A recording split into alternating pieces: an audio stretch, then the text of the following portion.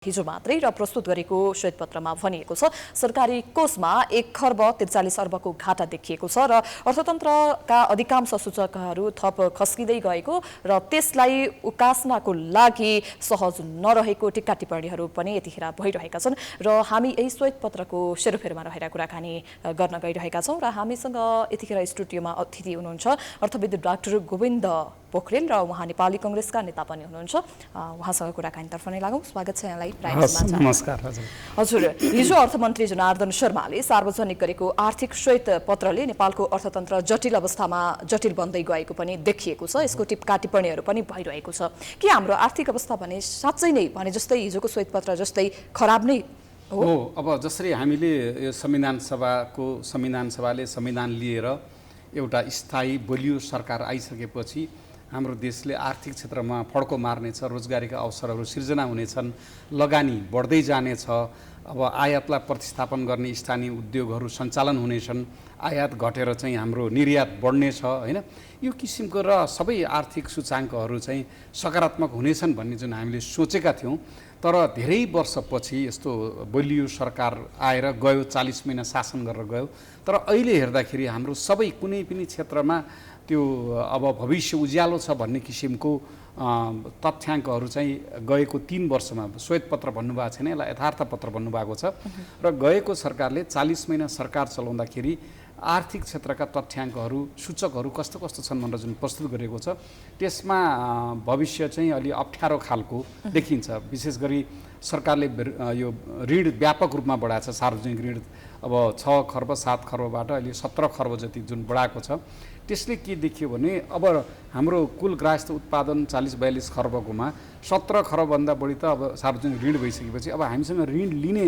हामीलाई ऋण पताउनु पर्यो ऋण लिनको लागि बाहिरी अब मल्टिनेसनलहरू अथवा विदेशी राष्ट्रहरूले हामीलाई ऋण ल्याउनलाई पताउने खालको माहौल हामी कमजोर गर्दैछौँ किनभने हाम्रो राजस्व पनि कम्तीमा चाहिँ भन्सार बिन्दुमा अर्थात् हामीले विप्रेषण ल्याउँछौँ बाहिरबाट हाम्रा युवाहरू विदेशमा गएर कमाएर हामीलाई पठाइदिनु भएको छ जसले राजनीतिज्ञहरूलाई पनि सजिलो भएको छ किनभने यहाँ रोजगारी दिएनौँ जब क्रिएट भएन भनेर आन्दोलन गर्ने युवा अहिले परिवार धान्न देश धान्न बाहिर जानुभएको छ त्यस्तो युवाहरूले पठाएको पैसाले हामीले विदेशी सामानहरू विदेशी वस्तुहरू विदेशी तरकारीहरू खाद्यान्न किनेर खान्छौँ र त्यो भन्सारको बिन्दुमा हामीले कर तिर्छौँ र भन्सारको बिन्दुमा 45% राजस्व उठ्न थालिसक्यो भनेपछि अब हाम्रो राजस्वको बेस आधार पनि कमजोर रहेछ भोलि हामीले आयात गरेनौँ भनेदेखि हामीलाई अप्ठ्यारो पर्ने रहेछ त्यसकारणले कुनै पनि क्षेत्रमा सरकारले होला 1-2टा धरहरा बनाए होला अथवा ज्येष्ठ नागरिकहरूलाई वृद्ध भत्ता बढाए होला कर्मचारीलाई 2000 रुपैयाँ तलब बढाए होला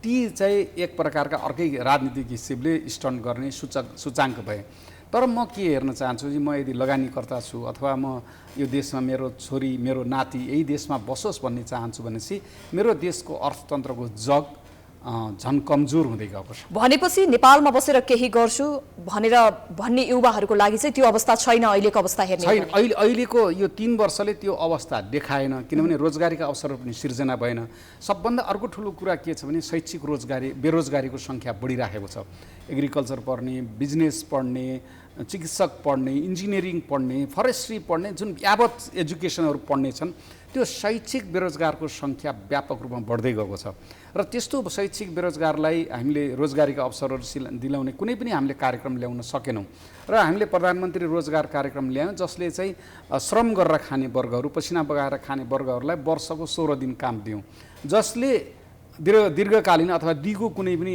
एउटा चाहिँ जीविकोपार्जनको माध्यम सिर्जना गरेको छैन त्यसकारणले गएको जुन 40 महिनामा वास्तवमा नेपालको अर्थतन्त्रको कुनै पनि आयाममा परिवर्तन ल्याउन सकेनौँ बरु वैदेशिक ऋण बढायौँ र सबै सूचाङ्क तपाईँलाई भनौँ कुनै पनि अब यो देशमा बिमा भयङ्करै प्रचार गर्यौँ जम्मा 27% मान्छेले बिमा गर्दा रहेछन् र ब्याङ्कहरू यत्रो धेरै ब्याङ्कहरू भएको छन् होइन 753 स्थानीय तहमा ब्याङ्किङ सेक्टर छ तर 27% मात्रै प्राथमिकता क्षेत्र कृषि ऊर्जा पर्यटनमा मात्रै लगानी भएको रहेछ अरू सबै प्रायःजसो अनुत्पादक क्षेत्रमा चाहिँ लगानी भएको रहेछ अब वैदेशिक लगानीको कुरा हेर्नु छ भने यो सरकारले ठुलै नारा लगाए पनि 16 अर्ब 20 करोड मात्रै लगानी गराएर गएको वर्ष त्यसकारणले यो वैदेशिक लगानी जब स्थायी सरकार छ राम्रो नीति बनाउँछौँ, हामीले पारदर्शी बनाउँछौँ, सुशासन कायम गरौँ भनेको बेलामा किन वैदेशिक लगानी आएन त? यहाँले भने जस्तै यो गैर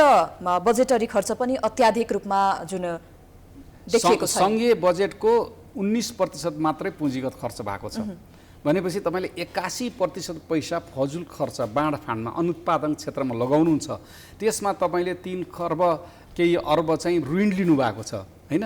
भन्दाखेरि कुल बजेटको 81% चाहिँ हामीले फजुल खर्च अथवा अनुत्पादक क्षेत्रमा राख्छौँ भनेपछि सङ्घीय बजेटको हाम्रो प्रगति कहाँ जाला? किनभने सरकारले गएको 3 वर्षमै हेर्नुभयो भने जसरी पुँजीगत खर्च एब्सोल्युट फिगरमा पनि घटाएको छ होइन। पुँजीगत बजेट पहिला 407 खर्ब थियो, त्यसपछि 358 खर्ब गएको बजेटमा, जुन अध्यादेशबाट ल्याएको बजेटमा 347 अर्ब मात्रै छ। त्यस कारणले पुँजीगत खर्च बढाउँदै जाने घटाउँदै जाने, चालु खर्च बढाउँदै जाने, बजेटको आकार बढाउँदै जाने भनेपछि फजुल खर्चको प्रतिशत बढ्दै गयो होइन। र हामीले देख्यौँ केही सुधार गर्न थियो। यही सरकार गएको सरकारले आफैले गठन गरेको डिलराज खनाल आयोगको चाहिँ प्रतिवेदन लागू भएको भए पनि कमसेकम 3 खर्ब चाहिँ फजुल खर्च घट्थ्यो भनेर उहाँले चाहिँ प्रतिवेदन दिनुभएको छ। जस्तै यहाँले भने जस्तै पछिल्लो समयमा जुन अघिल्लो सरकारले, जुन गएको सरकार छ नि, त्यसले विकासका कामहरू धेरै गर्यौँ भनेर पनि भनिरहेको छ होइन। कतिपय देखिएका पनि छन् होइन। यो विकास निर्माण गर्नु त एउटा राम्रो पक्ष पनि होइन। विकास निर्माण त तपाईँले गर्यौँ भनेर भएन, ठिक छ।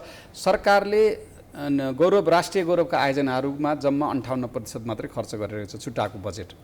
कुनै पनि एउटा राष्ट्रिय गौरवका आयोजना सम्पन्न भएको छैन। मेलम्चीको पनि अहिले हालत देखिहाल्नुभयो, अपर तामाकोसीको पनि देख्नुभयो, निजगढ विमानस्थल उहाँहरूले 2 वर्षमा भन्नुहुन्थ्यो, भैरवा विमानस्थल अहिलेसम्म अपरेसन आएको छैन, पोखराको आएको छैन।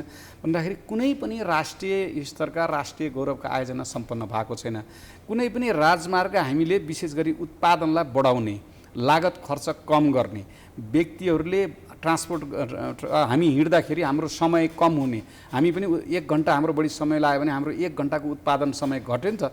त्यसैले त्यो क्षेत्रमा कतै पनि हामीले प्रगति देख्न सकेनौँ 40 महिनामा। ठिक छ, प्रधानमन्त्रीले 1-2टा धरहरा बनाउनु भयो अथवा पुनर्निर्माण रानी पोखरी बन्यो, ती 1-2टा सिम्बोलिक मात्रै भए, तर समग्र अर्थतन्त्रमा र समग्र पूर्वाधारमा अब हामीले ट्रान्समिसन लाइन पनि कुनै कम्प्लिट गरेनौँ होइन। कुनै गरेनौँ नि। अहिले व्यापक रूपमा निजी क्षेत्रले विद्युत उत्पादन गर्दैछन्, त्यो उत्पादन गरेको बिजुली हामीले किनेर कहाँ खर्च गर्ने हो, अथवा कुनै उत्पादन गरेकै ठाउँमा नोक्सानी भइरहेछ, लगानी गर्दा डुब्ने अवस्था छ। त्यस कारणले जुन किसिमले स्थिर सरकार आएर नीतिगत परिवर्तन गरेर संरचनाहरूको क्षमता अभिवृद्धि गरेर कर्मचारीहरू नपुग्ने ठाउँमा कर्मचारीहरू खटाएर, प्राविधिक कर्मचारीहरू खटाएर सुशासन कायम गरेर गरी खाने वर्गलाई, चाहे श्रम गरेर खाने होस्, 37,000 मान्छे बाटोको छेउमा चाहिँ पसल गरिरहेछन् अहिले नेपालमा। जस्तै राष्ट्रिय गौरवका आयोजनाहरू जस्तै धरहरा यहाँले भन्नुभयो, उदाहरण दिनुभयो रानी पोखरी, भनेपछि अन्य कामहरू, अन्य विकास निर्माणका कामहरू बाँकी नै रहेका छन्। जुन ती मेन कामहरू भयो नि, ती चाहिँ देखाउने दाँत जस्तै हुन्। यिनी होइन, यिनी त यो पुनर्निर्माणको काम त 2073-72 सालदेखि सुरु भएको, एउटा कर्मिक रूपले सम्पन्न भयो, उहाँको पालामा सम्पन्न हुन सक्यो। त्यो चाहिँ एउटा सानो एक्जेम्पलरी, एउटा इक्जाम्पल, एउटा उदाहरण मात्रै हो। त्यसले हाम्रो देशको समग्र उत्पादनमा, सेवा क्षेत्रमा, पर्यटन क्षेत्रमा कायापलट गर्दैन। हामीले जुन कायापलट गर्न सक्ने चाहिँ आयोजनाहरू थिए, परियोजनाहरू थिए, त्यसलाई सरकारले सम्पन्न गर्न सकेन र अर्थतन्त्रको जग पनि बसाल्न सकेन। तपाईँलाई हेर्नु, 2048 सालमा जब गिरिजाप्रसाद कोइरालाको बलियो सरकार भएको थियो, यति धेरै आर्थिक क्षेत्रमा चाहिँ परिवर्तन ल्यायो। जस्तै जलविद्युत ऐन, जलविद्युतको लागि निजी क्षेत्र आउने, हवाई क्षेत्रमा निजी क्षेत्र आउने, ब्याङ्किङ क्षेत्रमा निजी क्षेत्र आउने, दुध उत्पादनमा निजी क्षेत्र आउने लगायत उद्योग दर्ताको सङ्ख्या हट्टै बढेको थियो। अहिले पनि 18वटा संस्थान घाटामा छन् र मैले एउटा अहिले फिगरै ल्याएको थिएँ। हाम्रो चाहिँ करिब यो थुप्रै संस्थानहरूको घाटा धेरै, एउटा सञ्चित घाटा चाहिँ धेरै भएको छ, करिब 34 अर्ब छ। 18वटा संस्थान घाटामा छन्। त्यसकारण ती घाटामा गएका संस्थालाई पनि सुधार गरेर अगाडि बढाएर हामीले बढाउन सक्यौँ। 24वटा नाफामा छन्, तैपनि अलिअलि नाफामा, 18 घाटा छन् भनेपछि संस्थानहरू त उत्पादन सेवा दिएर नाफामा जानुपर्ने, त्यसलाई तपाईँको मेरो होइन, अब सर्लाहीमा बस्ने किसानको अथवा चाहिँ कालीकोटमा बस्ने किसानको चाहिँ हामीले करबाट तिनीहरूलाई तलब खुवाएका छौँ। त्यसैले यसरी चाहिँ विकास हुँदैन। जस्तै अर्थतन्त्रको जग बसाल्न सकेन हैन गएको सरकारले। त्यसै गरी विभिन्न संस्थानहरू अझै पनि घाटामा रहेका छन्। 18वटा संस्थानहरू यहाँले भन्नुभयो। त्यसरी ऋण थपियै छ। सार्वजनिक ऋण झन्डै 17.5 खर्बको हाराहारीमा देखिएको छ। आर्थिक वृद्धि दर 4% झरिसकेको छ। यो हेर्दाखेरि त हामी बर्बादीमा फसिसक्यौँ नै भन्ने खालको देखिन्छ नि। तर एउटा कुरा छ, हामीले चाहिँ होप दिनुपर्छ, भविष्य उज्यालो छ भन्ने दिनुपर्छ। सरकारले यो यथार्थ पत्र ल्यायो, श्वेत पत्र भन्दैन, यथार्थ पत्र ल्यायो, ठिक छ, यसमा केही समय लगायो, यसले के दियो भने एउटा बेस दियो, आधार दियो। अब हाम्रो आधार बलियो छैन भनेर अब सरकारले यसलाई आधार मानेर अगाडि बढ्नुपर्छ। पुरानो सरकारलाई मात्रै गाली गरेर, पुरानो सरकारले गल्ती गरेर मात्रै हुँदैन। हामीले दीर्घकालीन 20 वर्षको हैन 25 वर्षको कुरालाई सोचेर अब हामीले गर्नुपर्ने पहिला गरिखाने वर्गलाई कसरी सुविधा दिने हो। चाहे त्यो सडकमा व्यापार गर्ने होस्, चाहे अरबौँको ऋण लिएर उद्योग स्थापना गर्ने होस्, अथवा चाहे अस्पतालै सञ्चालन गर्ने मान्छे होस् अथवा विद्यालय सञ्चालन गर्ने, सबै गरिखाने, जसले श्रम गरेर आफ्नो सिप देखाएर, आफ्नो सृजनशीलता देखाएर, आफ्नो उद्यमशीलतालाई प्रयोग गरेर अथवा आफ्नो सिपलाई बेचेर जुन गरिखाने वर्ग छन्, ती गरिखाने वर्गलाई कुन हिसाबले राहत दिन सकिन्छ। सहुलियतपूर्ण ऋण दिन सकिन्छ कि तिनीहरूलाई बजारले खोजेको अथवा व्यक्तिले रोजेको सिप दिन सकिन्छ कि हाम्रो शिक्षामा सुधार गरेर तिनीहरूलाई अब यो पूर्वाधारहरूको विकास, जस्तै इन्टरनेट छ, हाम्रो वाइफाई छ, यसलाई अझ सस्तो बनाएर त्यो डिजिटल इकोनोमीमा जाने मान्छेहरूलाई अझ सहजीकरण गर्न सकिन्छ कि विद्युत नभएको ठाउँमा विद्युत लिएर जान सकिन्छ कि सरकारले पूर्वाधारको संरचनामा चाँडै बनाएर सहजीकरण गर्ने र नीतिगत कुराहरूमा सहजीकरण गर्ने र कर पनि कम गरिदिने। यो गरिखाने वर्गलाई कर धेरै भएको छ अहिले हैन। कर कम गरिदिएपछि त्यो कर नतिरेर बाँकी रहेको पैसा मान्छेले लगानी गर्न सक्छ। र अर्को कुरा चाहिँ यो अहिले स्वास्थ्य क्षेत्र, विशेष गरी हामीले थप 50 लाख जति खोप ल्याउन सक्यो भने थुप्रै नेपालीले चाहिँ खोप लगाउन सक्थे। किनभने 1, 2, 3 भनेर जुन प्रधानमन्त्री स्वयंले भन्नुभएको छ, खोप खोप खोप र खोपको व्यवस्था गरौँ ताकि आर्थिक गतिविधिमा संलग्न हुने मान्छेहरूलाई यो कोरोनाले असर नगरोस्। जस्तै मैले यहाँलाई यहीँ रोक्न चाहे, यो जुन यहाँले भन्नुभयो गरिखाने वर्गको लागि कर धेरै भएको छ भनेर भन्नुभयो। अब नेपाली कांग्रेसको हैन सरकार आएको छ, सरकार परिवर्तन भएको छ, अब केही त फेरबदल गर्ला नि त। म त्यही भने अब यी आधारहरूमा बसेर अहिलेको सरकारले 3-4 वटा प्रायोरिटीमा जानुपर्छ। एउटा कोरोनाको लागि सम्बोधन गर्नु पर्यो, खोप ल्याउनु पर्यो, बिरामी भएको उपचार गर्नु पर्यो। यही मौकामा हाम्रो स्वास्थ्य क्षेत्रमा पूर्वाधार र जनशक्ति, यो भेन्टिलेटर किनेर मात्रै हुँदैन, भेन्टिलेटर चलाउने जनशक्ति पनि स्वास्थ्य मन्त्रालयले विभिन्न ठाउँमा भर्ना गर्नु पर्यो हैन, व्यवस्थापन बढाउनु पर्यो स्वास्थ्यमा जनशक्ति। दोस्रो कुरा चाहिँ हामीले के गर्नुपर्ने, यो जुन अहिले कोरोनाले चाहिँ आहत भएको क्षेत्र छ, गरिखाने वर्ग, चाहे उद्योगपति होस् चाहे श्रमिक होस्, त्यो गरिखाने वर्गलाई जुन आहत भएको छ त्यसलाई राहत उपलब्ध गराउनु पर्यो। राहत उपलब्ध गराउने हाम्रो घाँटी हेरेर हाड निल्ने हो। चाहे धेरै धेरै हामीले अनुदान दिन सक्दैनौँ होला, तर करमा छुट दिने हैन, कुनै कर पोस्टपोन गर्नुपर्ने अथवा ऋण तिर्ने समयलाई बढाइदिने हैन, ती व्यापक जुन चाहिँ अब हाम्रो मौद्रिक नीति आउँदैछ अस्ति कुरा भयो त्यसमा गर्ने, अथवा हाम्रो आर्थिक नीतिमा चाहिँ कुरा गर्ने। त्यसरी चाहिँ अहिले जुन बजेट संसदमा पेश भएको छ त्यहाँ पनि केही गर्न सकिएला। यो हिसाबले गरिखाने वर्गलाई आफ्नो खुट्टामा स्वाभिमान रूपले उठेर एउटा चाहिँ आत्मनिर्भर बनाएर हैन, त्यो जब गर्ने अथवा उद्योग गर्ने मान्छेले ताकि राज्यलाई कर तिरोस्। तेस्रो कुरा चाहिँ हामीले के गर्नुपर्छ भने पूर्वाधार, अनकम्प्लिट पूर्वाधार, जुन सम्पन्न नभएका पूर्वाधारहरू छन्, अप्पर तामाकोशी, मेलम्ची, तपाईँलाई फास्ट ट्र्याक, यिनीहरूले देशको आर्थिक उन्नतिमा एउटा चाहिँ कोसे ढुङ्गा साबित हुन्छन्। यिनीहरूले केही हाम्रो परिवर्तन गरिदिन्छन्। त्यसकारणले त्यो तेस्रो क्षेत्रमा पनि सम्पन्न हुन नसकेका राष्ट्रिय गौरवका आयोजना लगायत अन्य जुन उत्पादन बढाउने, लागत कष्ट घटाउने, ट्रान्सपोर्टलाई सहजीकरण गर्ने खालका परियोजना आयोजनाहरूलाई चाहिँ सम्पन्न गर्ने, यो 3वटा काम गर्ने। र अर्को चाहिँ बाँकी चाहिँ विदेशबाट फर्किनुभएका शिक्षक, उच्च शिक्षा अथवा मध्यम खालको शिक्षा हासिल गरेर बेरोजगार भएका मान्छेहरूलाई कसरी फेरि डाइभर्ट गरेर रोजगारीतिर लान सकिन्छ, कसरी उहाँहरूलाई चाहिँ देशमै बसेर आफ्नो पढेको ज्ञान, आफ्नो सिप, आफ्नो सृजनशीलतालाई प्रयोग गर्न सकिन्छ, त्यसलाई पनि बढी ध्यान दिनुपर्छ। किनभने भोलि यो शैक्षिक योग्यता हासिल गरेर जब नपाएर निराश हुने जुन युवाको सङ्ख्या हामी धेरै बढाउँदैछौँ, र अस्ति एउटा मानसिक स्वास्थ्यको चाहिँ सर्वे पनि भएको थियो। नेपालका युवाहरूको धेरै ठुलो प्रतिशतमा मानसिक समस्या भइसकेको छ, डिप्रेसन भएको छ, फ्रस्ट्रेसन आएको छ, निराशा आएको छ। त्यसलाई कन्ट्रोल गर्न पनि यो शैक्षिक बेरोजगारीहरूलाई पनि सम्बोधन गर्ने खालको दीर्घकालीन चाहिँ उहाँहरूले एउटा स्वाभिमान भएर जागिर गर्ने मर्यादित रोजगार र स्वरोजगार पाउने खालको कार्यक्रम चाहिँ लिएर अगाडि बढ्नुपर्छ। हजुर, जस्तै यहाँले भने जस्तै नेपालमै रोजगारीहरू सिर्जना गर्नु पर्यो हैन, बाहिर विदेशीका दाजुभाइहरूलाई नेपालमै काम दिनु पर्यो भने जस्तै कृषि क्षेत्रमा पनि लगाउनु पर्यो भनेर भन्नुभयो। कृषि क्षेत्रमा जीडीपीको योगदान पनि कम देखिन्छ हैन, ब्याङ्किङ सेक्टरहरू पनि खासै कृषि क्षेत्रतिर ध्यान दिएको हामीले पाउँदैनौँ। ब्याङ्किङ सेक्टरहरू पनि फाइदा मात्रै खोजेको जस्तो पनि देखिन्छ। यस विषयमा चाहिँ प्रायोरिटी लेन्डिङ चाहिँ 27% मात्रै छ, ऊर्जा, पर्यटन र कृषि गरी। हजुर, यस्तो हुनुको पछाडि चाहिँ अब आउने मौद्रिक नीतिमा चाहिँ के हुनुपर्छ? त्यही त, अब मौद्रिक नीतिले के गर्नु पर्यो भने तपाईँलाई ब्याङ्कहरूको पनि उनीहरू पनि जनताको पैसा राखेर त्यो जनतालाई त्यो पैसाबाट नाफा गरेर सेयर बाँड्ने हुन् र जनतालाई लगानीको लागि रकम जुटाइदिने हुन्। ब्याङ्कको काम भनेको त्यही हो। तपाईँ मेरो पैसा लगेर ब्याङ्कमा जम्मा गर्छौँ, कोही साथीहरू ऋण लिनुहुन्छ, कसैले ब्याज लिनुहुन्छ होइन। तर त्यो ब्याङ्कहरूलाई पनि एक किसिमको कन्फिडेन्स बढाइदिनु पर्यो। अब ऋण दिन्छ भने त्यसको बिमा गर्ने एउटा हुनु पर्यो। जो उद्यमी अथवा किसान घाटा खाएर ऋण तिर्न सकेन भने त्यो चाहिँ इन्सुरेन्सले तिर्दिने खालको एउटा मेकानिजमहरू त्यस्तो ल्याउनु पर्यो। र ऋण लिनलाई चाहिँ बजारमा गएर तपाईँले कति फाइदा कमाउनुहुन्छ, कति पर्सेन्ट तपाईँलाई इन्कम हुन्छ, 10% हुन्छ कि 15% हुन्छ।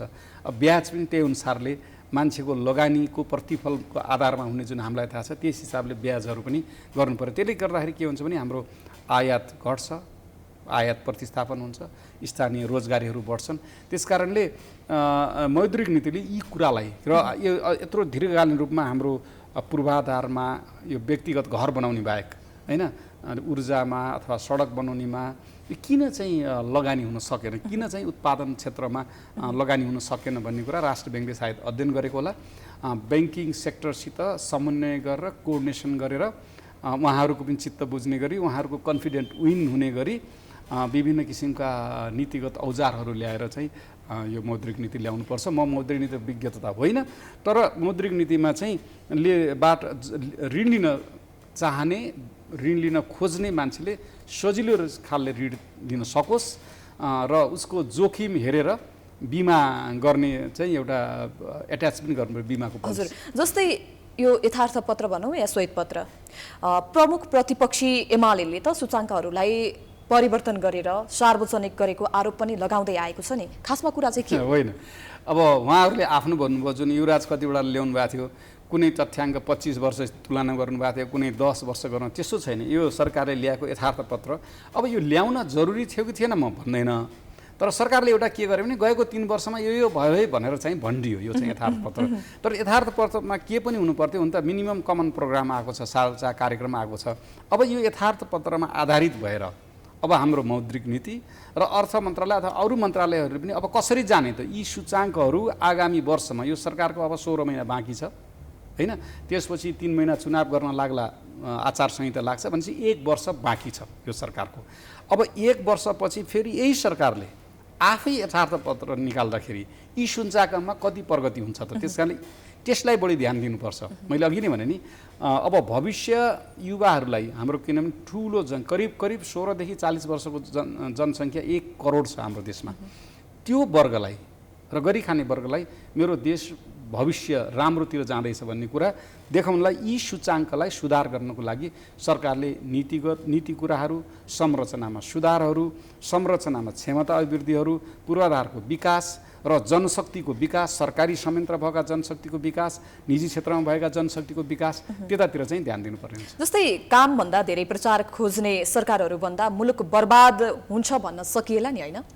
होइन, यसो छ, मुलुक बर्बाद किन हुँदैन भने 2048 सालमा जुन गिरिजाप्रसाद कोइरालाले अन्तर्राष्ट्रिय केही आलोचना पनि छ निजीकरणमा, केही थोरै गल्ती पनि भयो होला, तर धेरै गल्ती भएको छैनन्, तिनले फाइदै गरेको छ, चाहे जुत्ता सेक्टरमा होस् चाहे धेरै।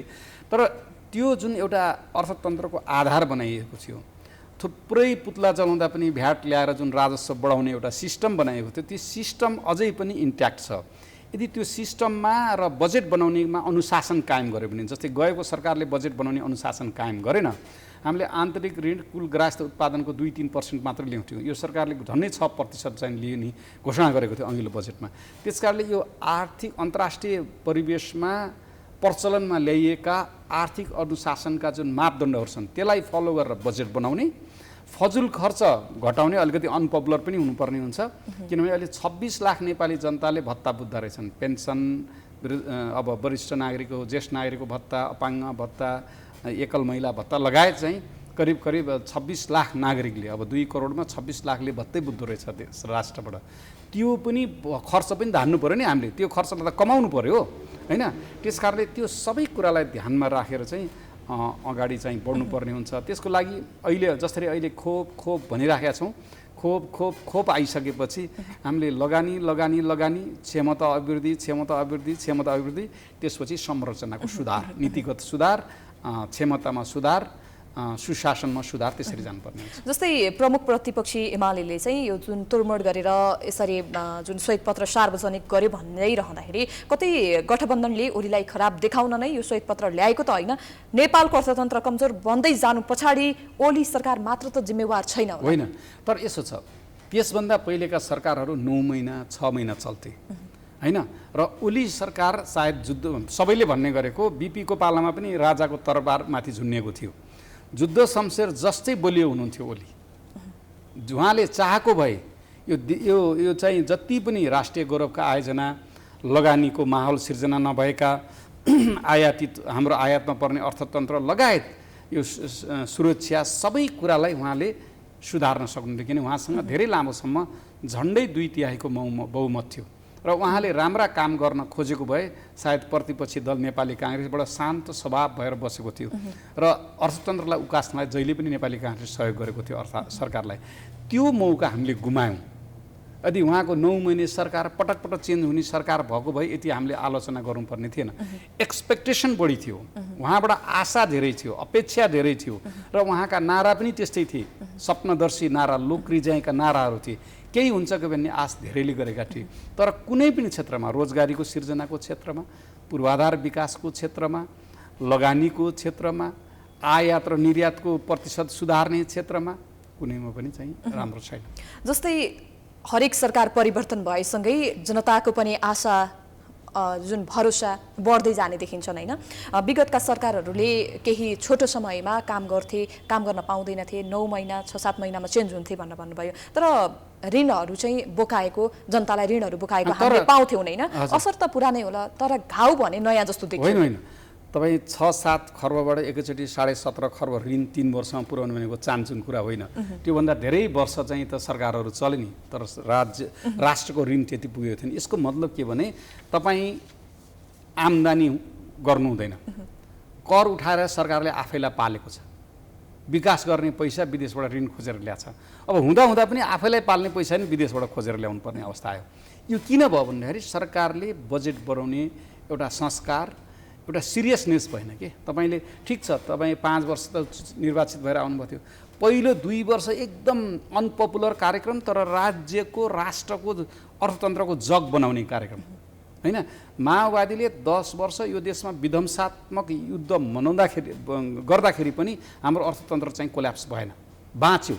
धेरै राष्ट्रहरू आर्थिक रूपमा फेल भए, तर हामी बाँच्यौँ, घिटिघिटी बाँच्यौँ होला, तर हामी बाँच्यौँ। किनभने त्यो जुन 3 वर्ष गिरिजाप्रसाद कोइरालाको सरकारले राखिएको जग थियो होला, गिरिजाप्रसाद कोइरालाको पालामा केही सुशासनमा कमी भयो होलान् होइन, पारदर्शितामा कमी भयो होलान्, तर पनि जुन एउटा अहिले आधुनिक युगको जुन अर्थतन्त्र हो, गरी खाने वर्गलाई सृजनशीलता प्रयोग गर्न दिने, उद्यमशीलता प्रयोग गर्न दिने, ब्याङ्कबाट ऋण लिने, ब्याङ्कलाई ऋण फिर्ता गर्ने, सरकारलाई कर तिर्ने, जुन एउटा चाहिँ एउटा परम्परा छ, एउटा संस्कार छ, एउटा चाहिँ प्रक्रिया छ अहिले आधुनिक अर्थतन्त्रको, त्यो अर्थतन्त्रलाई जग राखिदिने काम त गिरिजाप्रसाद कोइराला। मैले यहाँलाई अन्त्यमा एउटा प्रश्न गर्न चाहे, जुन मौद्रिक नीति सार्वजनिक हुन बाँकी रहेको छ, जुन लगभग जुन बनिसकेको पनि छ होला होइन, राष्ट्र ब्याङ्कले बनाइसकेको छ होला, बुदागत रूपमा भनिदिनुहोस् न कुन कुराहरू चाहिँ अब के कुरालाई जुन ध्यान दिएर हो अहिले छोटकरीमा भन्नुहोस्। आहत परेको अर्थतन्त्रलाई राहत दिनु पर्यो। गरी खाने वर्ग, मैले भने 37,000 मान्छे अब सडकमा व्यापार गर्छन्,